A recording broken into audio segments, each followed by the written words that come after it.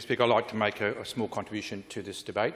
It deals with the governance arrangements for our health services right across the state, and I will perhaps limit my contribution to the governance of health services in my region, and also express some of the concerns which have been passed on to me from not only doctors and other clinicians, but also the general community. Mr Speaker, one of the things that this government promised under its new governance arrangements for health services across the state was improved engagement, responding to community needs, etc. And from where I stand, Mr Deputy Speaker, I certainly believe that, based on the feedback from the community and other people, I don't think those arrangements have worked that well. In other words, they haven't delivered the better engagement. Certainly, I speak to a number of doctors who believe they've been not engaged when there's changes in proposed health policy in the Gawler area. Certainly, the GP Inc., which is a major service provider in partnership with the government for emergency and after-hours services to the town. They provide an invaluable and important service to the town. We have a health service which actually sees more people in the emergency department than Mount Barker, yet funded less so. Mr Speaker, so when you add up all these concerns expressed by the various people who make up the health system, I'm at a loss to understand why this government believes that these new governance arrangements have delivered, one, better engagement processes, and secondly, better service outcomes. Now, I'll come to the outcomes of the health services in a second, because that's a different story, but I think it's worth also telling. Mr Speaker, one of the common complaints I receive from some members of the local health advisory committee, I hear from people who sit on the GP Inc., people who are doctors in my community, but provide an important service not only in the private sector but also to the public sector through the health service, is that they first hear about any proposed changes to the health policy or health practices in the region when a report is finalised. They're not actually engaged in the process of the preparation of a report, or they're not engaged in the process of gathering information or data. They're not engaged in the process of actually diagnosing what the problem that the health bureaucrats are trying to resolve. But certainly, they often are left holding the baby, for terminology, holding the baby, in the sense that often those decisions are made and they actually have to implement them. So I really do feel sorry for our local GPs, certainly the local nurses who work in the health services, who, as a result of a whole range of government policy decisions, often on the brunt of criticism from the community, but beyond their control.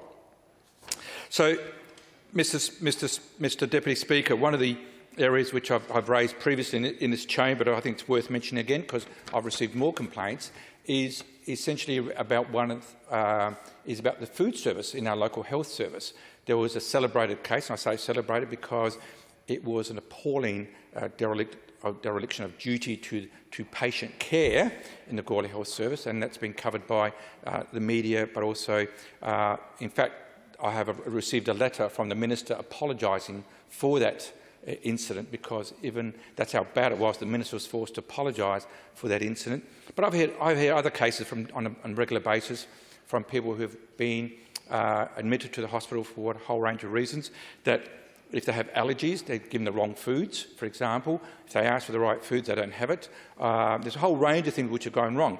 And this is, like I said, not a reflection on the nurses and other staff in our health services. This is the fact that the government is hell-bent on privatising a whole range of services, which means they lose control of the delivery of those services, but also the funding for those services.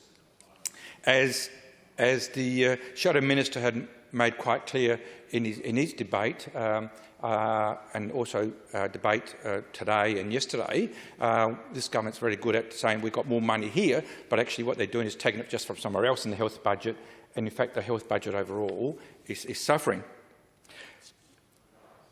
In terms of the promised expansion of the ED department in the Gawler Health Service, a huge announcement was made last year when there was some doubt as to the boundaries of the electorates of both Hubert and Light. and certainly the government decided that we might have to do something about some outstanding issues in terms of the health service. So an announcement was made. It was only announced in the last couple of weeks that architects have been engaged, this is like 6-7 months after the event, have been engaged to actually look at some designs of the Emergency Services Department. When I did a tour, requested a tour of what was proposed, and we went for a tour of the existing Emergency Services Department. And don't get me wrong, I welcome the investment whenever it does occur into the Emergency Service Department, which certainly the town needs it, and I have first-hand experience of that of recent times. Mr. Speaker, that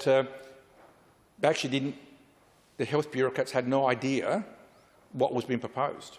They had actually no idea whether it's actually just an expansion of the existing ED department or relocation of the ED department to another location. So that really begs the question, where did the cost factor, the budget amount come from? If you've got no idea what's been proposed, how do you get costings on a proposal which doesn't exist? So I assume something was quickly cobbled together to make an announcement to save the government's bacon in a proposed new electorate of Schubert. So when that didn't happen, what did happen was that they've gone slow on this project, no longer a priority for the government, which is also another story about the Barossa Hospital too. That's, if it went any slower, it'd be going backwards, the progress made in that hospital, despite it being promised a full business case. The people of Barossa promised a full business case some time ago. It was actually announced that a business case had been completed last year, only to be told by Infrastructure SA that the business case was a preliminary business case. In other words, is the business case before you have a business case. And so what people of Barossa have been told for the last couple of years hasn't happened. And a business case has to be actually finalised before any funding can follow. But I'm sure that will work out over coming months. Again, the boundaries have changed, and Schubert now has a margin of 16%. So it'll be interesting to see what the government does there. The other issue which is uppermost on the mind of people in my community is the ambulance service. Now, I receive regular complaints, not about the service itself, not the service people get, but certainly the delay in receiving services. I've had a school complain to me about a child who'd hurt themselves at school, waiting many hours for an ambulance service. Had a case where a person was hit by a car in the main street on a 40-degree, I think 38 or 40-degree day. They had to wait on the pavement for over an hour before an ambulance was able to arrive. I had another case just last week. A person in the street stopped me and said that her husband had had a heart attack and that they had to wait an enormous amount of time. They were quite distressed by the amount of time they had to wait for an ambulance service. And this is not a reflection on the ambos themselves. They do a great job when they arrive.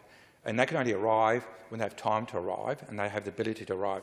And the issue is twofold. One is the absence of a second unit in Gawler. Mr Deputy Speaker, we only have one unit, therefore if that unit is out, either being ramped up at the Lower McEwen Hospital, and that's the second issue, ramping, then we're not covered. If the ambulance has taken somebody to Royal Aid for some reason, we're uncovered. So there's a whole range of things. And with that comes a lot of other issues, like transfers are delayed because the ambulance unit is not available. So people's health care, in many cases, can be compromised. And certainly their well-being can be compromised to the point of it's a life and death matter when ambulances take hours to arrive because an ambulance is somewhere else and we only one service. Gawler is a growing area, the Barossa is a growing area, the northern metropolitan suburbs are a growing area, and while the government, and particularly the Treasurer, hailed his agreement, I think it was last week, with the Ambulance Employees Association, which I understand has yet to be ratified by the Ambulance Employees Association, that interim agreement. That agreement had been reached and the Ambulance Employees Association had backed down and a compromise was found. Mr Deputy Speaker, my understanding is that decision will lead to no improvement in ambulance services in Gawler. There is just not sufficient enough staffing. There's no funding for the second unit in Gawler, and therefore the the fundamental issue is not going to be addressed. My understanding of the additional 79 staff, I think was the figure mentioned, certainly won't be enough staffing to actually, if you like, to come out to the Gawler way in terms of meeting the requirements for people in Gawler and the Barossa. The Barossa people are in a worse position than Gawler, but certainly people in Gawler are quite rightly concerned about their well-being because they cannot, and sadly, rely on an ambulance arriving on time to meet their clinical needs. Mr. Deputy Speaker, if these governance arrangements are to mean anything, they have to be translated into good public practice on the ground. In other words, we have a health system that is responsive to the needs of the people in the area. We have a health system which is responsive, engages both the community, the clinicians, the nurses, the doctors, both in private practice and public practice, the health advisory committees, etc., engages them in the process of any changes and reform improving. At the moment, Mr. Deputy Speaker, certainly what I'm picking up from the community and other parties in the health system, that isn't happening. So these governance arrangements, as I said, mean nothing unless they actually deliver a better health service to the people of Gawler and the Barossa.